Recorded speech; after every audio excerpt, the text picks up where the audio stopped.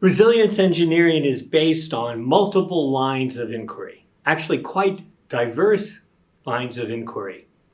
There's a language problem because each of these fields, disciplines, areas uses different language to talk about issues that interact with how do we adapt in an increasingly turbulent and complex world.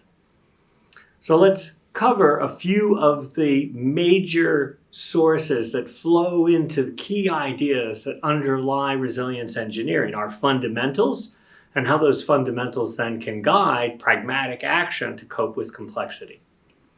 So the first is, and this is in no particular order, organized complexity in biology. Resilience engineering takes a biological stance. We are all in the biological sphere. Humans are part of the biological world, and many of the regularities, processes, and models of success come from biology, including some of the formal mathematical models that show how you can do this, that this does really happen successfully. Among many different names we'll hit on are Gerhardt and Kushner. We could go in and read some of these things, but what's fundamental here is how do we sustain future adaptive capacity, given that change will continue into the future. Challenges will arise in the future no matter how successful we've been in the past. No matter how fit we are for our environment as an organism, as a group, as an organization, the world will change and present new challenges, so we have to have some ability to adapt in the future. We have to resource that in advance of when we need it. That idea echoes through all of the different aspects, as we started to indicate already in the other videos. A second contributor comes from social science, in particular the work of Elinor Ostrom, who won the Nobel Prize in 2009. Right? She was highlighting the idea that systems work well, not because you have a hierarchical or command down structure of control, or because you have a completely flat, distributed, single layer decentralized control. That neither of those show up when we look at success stories and how human social systems work effectively to handle the challenges of complexity and adaptation. Instead, what she finds is polycentric governance. Polycentric, many centers. In other words, there's not one center that dominates or commands other roles and layers, but rather there are multiple centers who have to synchronize and coordinate. And this becomes particularly important as we start thinking more about layered networks and how there are extensive and potentially hidden interdependencies that produce a tangle of relationships. Each of the interdependent roles across the layers has partial autonomy, partial authority, partial responsibility. So it's neither command hierarchy nor flat decentralized. What is critical throughout her work is reciprocity across roles. Now there's different senses of what reciprocity means, how it plays out across roles and over time that we'll dig into. A third root line of inquiry is nonlinear dynamical systems. Control theory, robust control theory. We'll refer to robust control and textbooks on robust control.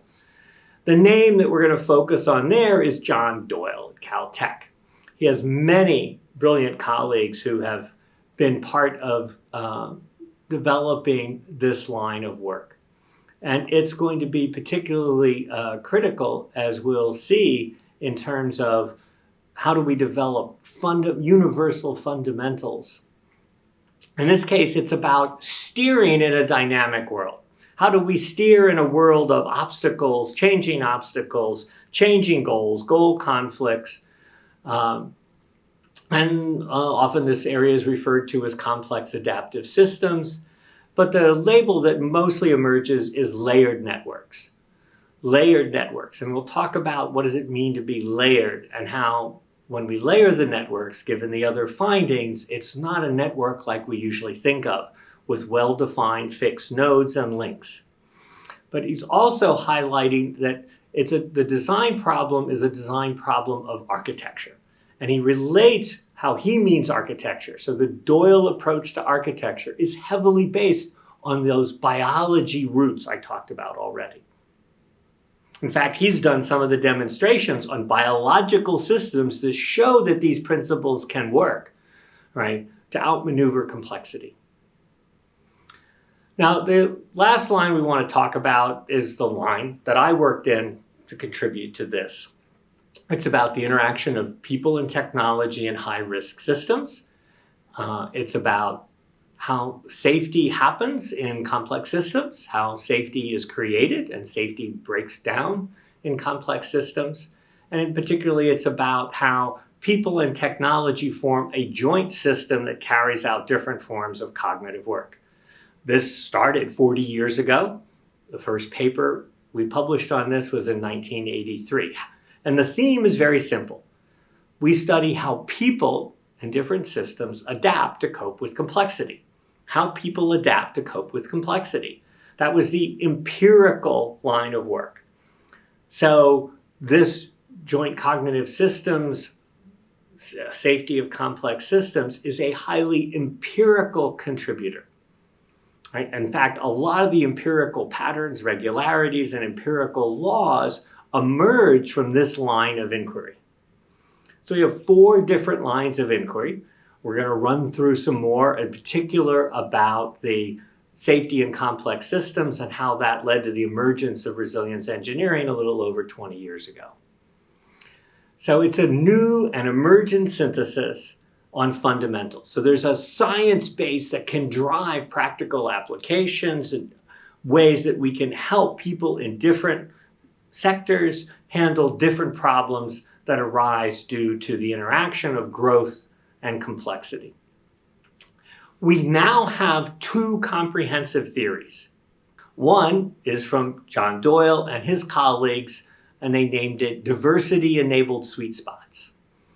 And we'll talk more about their approach in general, but we won't dig into it too much, though you could, because it has lots of interesting math. Very interesting math that only a few people understand. But the ideas behind it are general. The other one is my theory of graceful extensibility. And it's based on the discovery of graceful extensibility as a fundamental property of all adaptive systems in all sectors at all scales in our biological or adaptive universe, as I prefer to refer to it. This is the one we're going to explore and anchor much of what we go through in the course and the kinds of methods you can follow to actually make a difference in real worlds, and also to see the challenges on how we make a difference to help people in different kinds of systems cope with complexity.